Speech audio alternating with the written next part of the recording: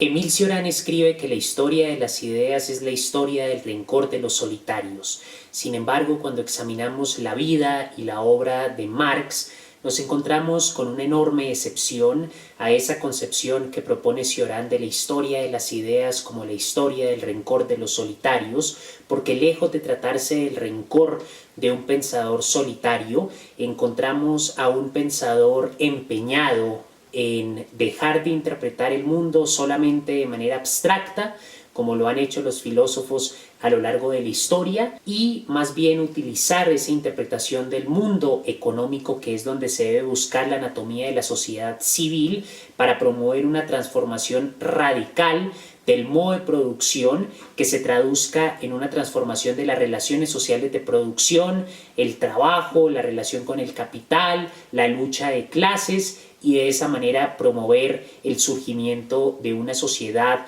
en donde no se oprima al hombre, en donde no haya explotación, en donde no haya desigualdad, en donde el trabajo colectivo no sea apropiado ilegítimamente por una clase cada vez más minoritaria, en donde no exista la miseria material, la pobreza, en donde todo el enorme desarrollo de las fuerzas productivas se empeñe exclusivamente para satisfacer las necesidades de las mayorías. Marx, a lo largo de su vida, enfrentó distintas adversidades que nos permiten ver su obra con mayor admiración, porque a pesar de que no logró completar sus principales obras, la crítica de la economía política, como nos dice Marx en el prefacio de esta obra escrita en enero de 1858 y publicada en 1859, tenía pensado analizar el capital, la propiedad agraria, el trabajo asalariado, el comercio exterior, el Estado y el mercado mundial. Pero de esos 6 puntos, Marx solamente logra tratar el capital, pero no como lo había previsto. Por eso, en la crítica de la economía política únicamente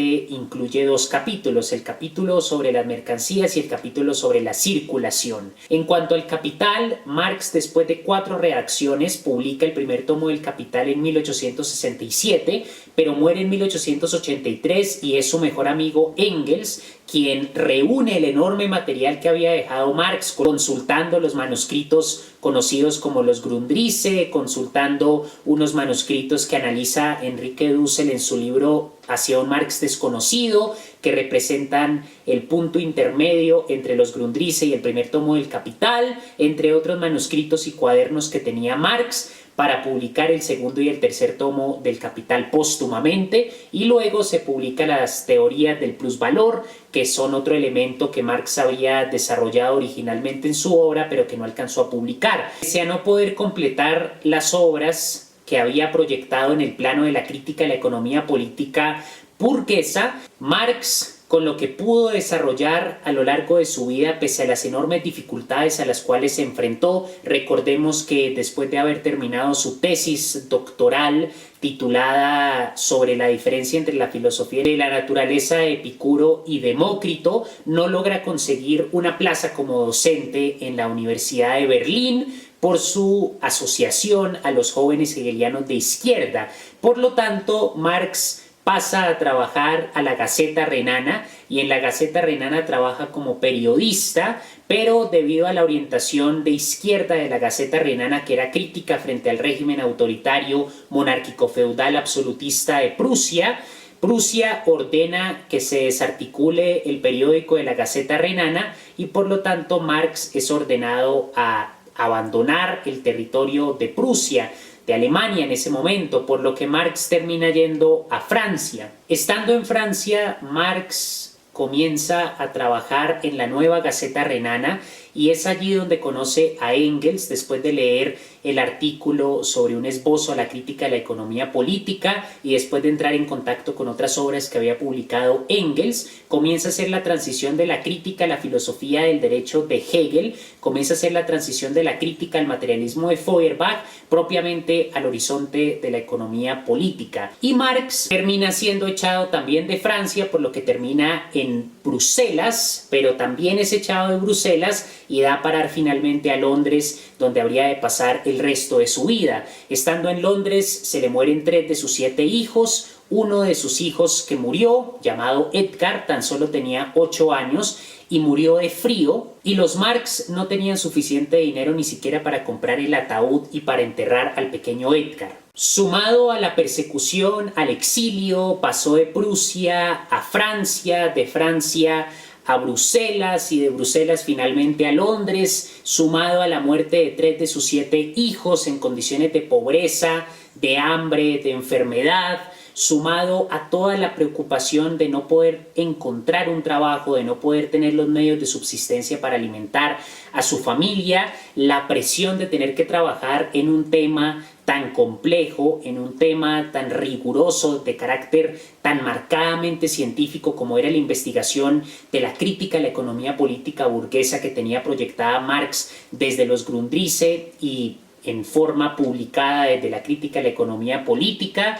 Marx se enfrentó a toda clase de adversidades y dificultades que sin embargo pudo superar, aunque le escribió a Engels en una carta que, bien consideradas las cosas, una vida tan miserable no vale la pena de ser vivida, una vida en condiciones de pobreza, donde había tenido que enfrentarse a la muerte de 3 de sus 7 hijos, donde no encontraba trabajo, donde tenía que ir a la biblioteca del Museo de Historia de Londres para poder acceder a los libros que no podía comprar y que no podía tener en su propia biblioteca. Tenía que trabajar largas y largas horas que fueron deteriorando su salud, y sin embargo, a pesar de que no completó sus obras, nos legó una teoría del valor que es el corazón de la teoría económica marxista, donde se ofrece una explicación de la explotación bajo la forma de la plusvalía absoluta y relativa, donde se ofrece una ley de fijación de los precios, se explica la transformación de valor en precio, y finalmente donde se explica el desfase entre la producción y el consumo que desemboca en una crisis de superproducción. Legó conceptos tan importantes como el fetichismo de la mercancía, donde las relaciones sociales de producción se ocultan y se convierten en relaciones entre objetos. Legó descripciones tan elaboradas y tan vigentes hoy en día como la definición del valor de uso, del valor de cambio, del valor como objetivación de trabajo indiferenciado abstractamente humano, la definición de trabajo útil, la definición del trabajo como sustancia generadora del valor, la definición de la competencia entre capitales, donde ocurre una transferencia estructural de plusvalía de los capitales tecnológicamente menos desarrollados a los capitales tecnológicamente más desarrollados, la antítesis entre valor y valor de uso que se despliega y asume la forma de las 4 formas relativas del valor, la forma simple o singular relativa del valor, la forma relativa desplegada de valor, la forma equivalente de valor, hasta llegar a la forma dineraria del valor, explicando el papel del dinero en ese sistema capitalista donde el capital es valor en circulación, explicando el ciclo del capital que consta de 3 etapas: la conversión de capital en dinero, que se utiliza para comprar los medios de producción y la fuerza humana de trabajo; la segunda etapa, que es el proceso de producción del capital, donde un proletario produce una mercancía cuyo valor supera el capital originalmente invertido por el propietario del capital; y finalmente la comercialización de esa mercancía, que implica la conversión en capital, en valor en circulación. Y desde la perspectiva filosófica, en sus escritos de juventud, Marx nos presenta un humanismo donde hace una crítica de la religión en tanto negación de la libertad y de la dignidad del ser humano, en donde hace una crítica de la negación del hombre en la política y en el derecho. Nos legó en sus manuscritos económico-filosóficos de 1844 una descripción filosófica ya permeada de elementos económicos, de la cosificación, del trabajo enajenado, esa ruptura entre el productor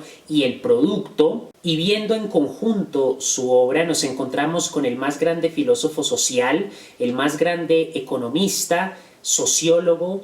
y pensador que ha dirigido la filosofía social y las ciencias humanas al ámbito de la comprensión de nuestra historia en función de la relación entre el desarrollo de las fuerzas de producción y las relaciones sociales de producción. Cuando las fuerzas productivas se desarrollan hasta cierto punto, las relaciones sociales de producción se vuelven incompatibles y ocurre una revolución en donde se hace una transición de un modo de producción a un nuevo modo de producción con una estructura de clases distintas, que implica relaciones sociales a los medios de producción diferentes, que implica una división social del trabajo, formas de propiedad privada distintas. Nos heredó un método para comprender la economía no desde el punto de vista del fetichismo que está subyugado a los intereses ideológicos de la burguesía, sino partiendo del ser humano que es negado por el capital, del ser humano que es explotado. Entonces logra convertir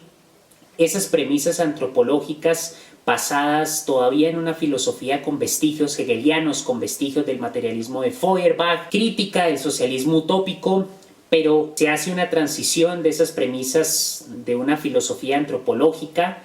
a unas premisas que ya hacen parte del materialismo histórico y que ven las condiciones reales de la explotación, las condiciones reales de la producción, para hacer la denuncia del carácter ilegítimo, deshumanizador y explotador del capitalismo. Por lo tanto, cuando pensamos en las adversidades a las que se enfrentó Marx, la muerte de sus hijos, la pobreza extrema en la que vivió en Londres, las dificultades personales relacionadas a la muerte de sus hijos, a no poder alimentar a su familia, el estrés y la presión de tener que trabajar en temas tan áridos, tan difíciles, tan complejos, su inquebrantable ritmo de trabajo. Trabajaba 9 horas al día en el Museo de Historia Británico y luego llegaba a su casa y trabajaba muchas más horas. Las dificultades relacionadas a la labor científica de leer toda una enorme cantidad de libros de economía política, de historia y de filosofía, con la intención, no como dice Cioran, de heredar el rencor de un pensador solitario a la historia de las ideas, sino realmente de construir una explicación rigurosa, científicamente acertada, empíricamente verificable del modo de producción capitalista, con la intención de convertir esa explicación, esa teoría en la base para una praxis que permitiera transformar el capitalismo, logrando una transición del modo de producción burgués al modo de producción comunista. Por lo tanto, Marx hereda todas estas ideas, la teoría del valor, el ciclo del capital, la definición de valor de uso, de valor de cambio, del trabajo útil, del trabajo indiferenciado abstractamente humano, del proceso de circulación de las mercancías, de la explicación de las crisis de superproducción, de la lucha de clases, de la concepción de la historia, del materialismo histórico, la filosofía crítica del socialismo utópico y del idealismo de Hegel y de los neo-hegelianos, con la intención de transformar la sociedad. Tiene un juicio normativo, un criterio ético que es la base de la praxis política del socialismo. Y eso lo hace un pensador único, no solo por el rigor y la vigencia de su caracterización del capitalismo, que hoy en día sigue siendo de lejos la mejor caracterización del capitalismo, sino por su interés vivo de utilizar ese conocimiento para transformar la sociedad en la que vivimos. Eso es algo que muchos de los pensadores actualmente han perdido, desafortunadamente.